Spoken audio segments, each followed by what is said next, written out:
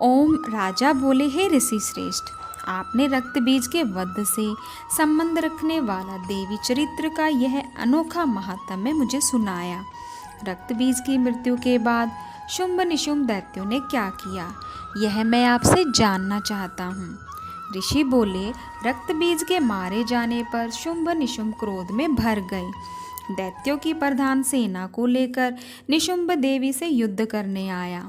महापराक्रमी शुंभ भी सेना सहित चंडिका देवी को मारने के लिए आगे बढ़ा। शुंभ और निशुंभ का देवी से घोर युद्ध हुआ। दोनों भाई शुंभ निशुंभ देवी पर इस प्रकार बाणों को छोड़ने लगे मानो मेघ वर्षा कर रहे हों।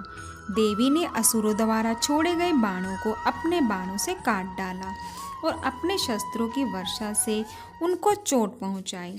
निशुंभ ने तेज धार वाली तलवार और चमकती ढाल लेकर देवी के वाहन सिंह के मस्तक पर वार किया। इस पर देवी ने शुभ्र नामक बाण से निशुंभ की तलवार काट डाली और उसकी ढाल के, जिसमें 8 चांद जुड़े थे, टुकड़े टुकड़े कर डाले। ढाल और तलवार के कट जाने पर निशुंभ ने शक्ति का प्रहार किया, जिसके देवी ने अपने चक्र से 2 टुकड़े कर दिए। निशुंभ मारे क्रोध के जल भुन गया और देवी पर शूल से वार किया, परंतु देवी ने अपने मुक्के से शूल को चूर चूर कर डाला। इसके बाद देवी पर उसने गदा से प्रहार किया। देवी ने त्रिशूल से गदा को काट दिया। अब वह फरसा लेकर देवी की ओर लपका। देवी ने अपने तीखे बाणों से घायल कर दिया। अपने भयानक पराक्रमी भाई निशुंभ के घायल हो जाने पर शुंभ क्रोध में भर गया और देवी अंबिका को मारने के लिए दौड़ा। शुंभ रथ पर बैठा था, उसकी 8 भुजाएं थीं, उनमें भयंकर शस्त्र शोभायमान थे।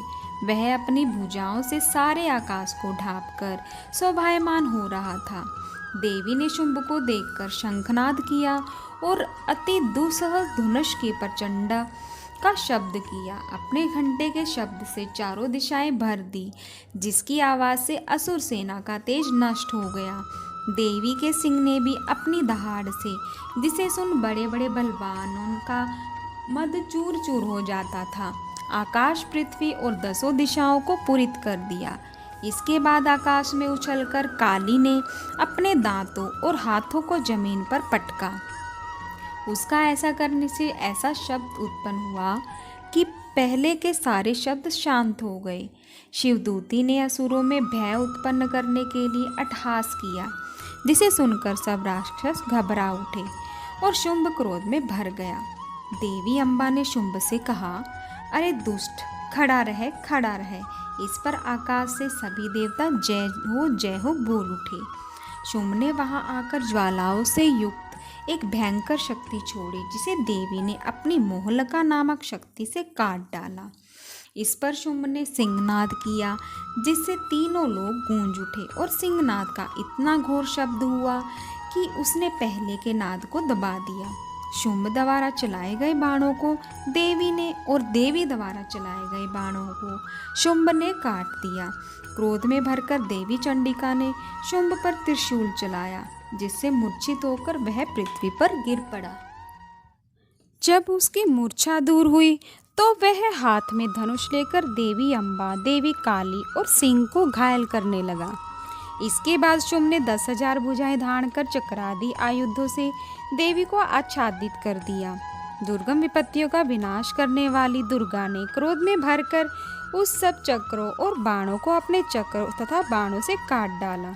असुर सेना से घिरा हुआ निशुंभ बड़ी तेजी से गदा लेकर देवी पर लपका। निशुंभ के आते ही देवी ने तीक्ष्ण धार वाले खंड से उसकी गदा को काट डाला। अब निशुंभ ने त्रिशूल लेकर आक्रमण किया तो देवी दुर्गा ने वेग से अपने शूल से निशुंभ का वक्षस्थल छेद डाला।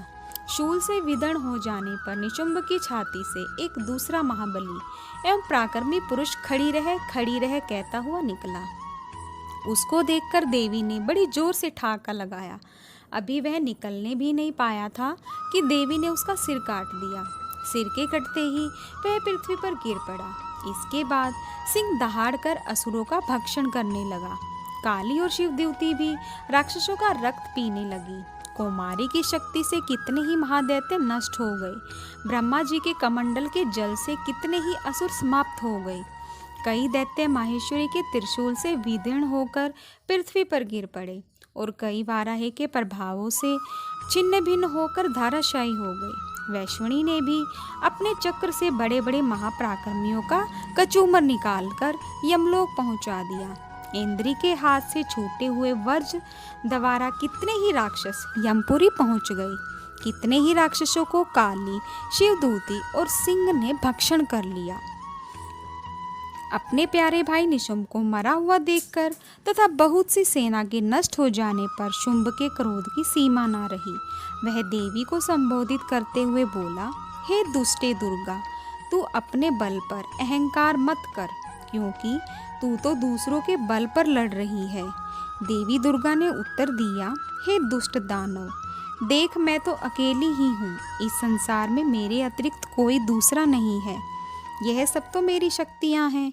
यह देख, ये सब मुझ में समा रही हैं। इतना कहते ही ब्रह्माणी आदि सब देवियाँ दुर्गा के शरीर में प्रवेश कर गई और दुर्गा जी अकेली रह गई। देवी बोली, मैं अपनी विभूति से अनेक रूपों में यहाँ प्रकट हुई थी। उन सब रूपों को मैंने समेट लिया है। अब मैं युद्ध के मैदान में अकेली खड़ी हूँ। तू भी यहाँ स्थिर भाव से ठहर। तब देवताओं और राक्षसों के देखते ही देखते देवी और शुंभ में भयंकर युद्ध छिड़ गया। देवी दुर्गा ने सैकड़ों अस्त्र शस्त्रों का प्रयोग किया। शुंभ ने भी भयंकर अस्त्र शस्त्र चलाए। उनके इस भयंकर युद्ध से तीनों लोग कंपायमान हो गए। देवी द्वारा छोड़े गए अस्त्रों को शुंभ ने अपने अस्त्रों से काट डाला। इसी प्रकार शुंभ द्वारा चलाए गए अस्त्रों को देवी ने अपनी भयंकर हुंकार से ही भस्म कर दिया। दैत्यराज शुंभ ने सैकड़ों बाण एक साथ चलाकर देवी को ढक दिया, तो देवी ने अपने बाणों से शुंभ का धनुष ही काट दिया। धनुष के कट जाने पर शुंभ ने शक्ति का प्रयोग किया, तो देवी ने उसे भी निस्तेज कर दिया। अब दैत्यराज शुंभ अपनी तलवार लेकर देवी की ओर लपका, परंतु देवी ने उसकी तलवार व ढाल दोनों को काट दिया। दैत्यराज का युद्ध में घोड़ा मारा गया, रथ टूट गया और सारथी भी मर गया। अब शुंभ भयंकर मुदगर लेकर देवी की ओर लपका, तो देवी जगदम्बा ने अपने पैने बाणों से उसके मुदगर को भी काट दिया।